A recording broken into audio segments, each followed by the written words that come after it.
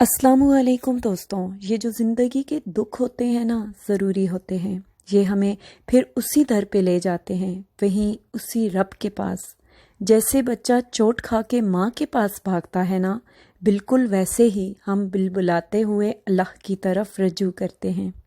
جب ہمیں درد ہوتا ہے، جب کوئی اور در نہیں ملتا، جب کوئی سہارا نہیں رہتا، جب شامیں ٹھہر سی جاتی ہیں، جب سانسیں تنگ ہو جاتی ہیں، جب ہم ٹھکرائے جاتے ہیں، جب رلائے جاتے ہیں۔ دوستوں، زندگی کے ان حالات میں میں نے خود کو کبھی تنہا نہیں پایا۔ اور یہ بھی سچ ہے دوستوں، میں نے رشتوں کو خود سے دور جاتے دیکھا ہے، میں نے دوستوں کو منہ موڑتے دیکھا ہے، میں نے زندگی میں جان سے عزیز لوگ بدلتے دیکھے ہیں، پھر میں نے ایک ذات کو اپنے قریب محسوس کیا ہے، اور بے شک اس ذات نے مجھے کبھی اکیلا نہیں چھوڑا۔ وہ ذات رب کریم کی ہے۔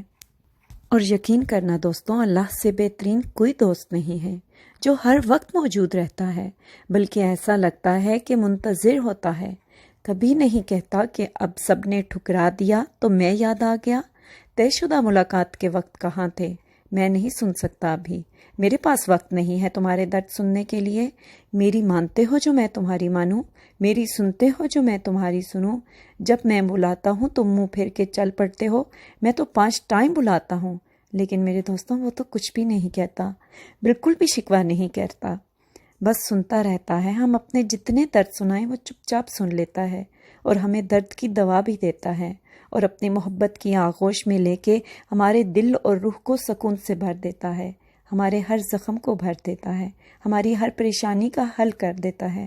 دوستوں، آپ کو میری یہ ویڈیو کیسی لگی ہے کمنٹ سیکشن میں ضرور بتائیے گا۔ اگر آپ میرے چینل پر نئے ہیں تو اس چینل کو ضرور سبسکرائب کر لیں۔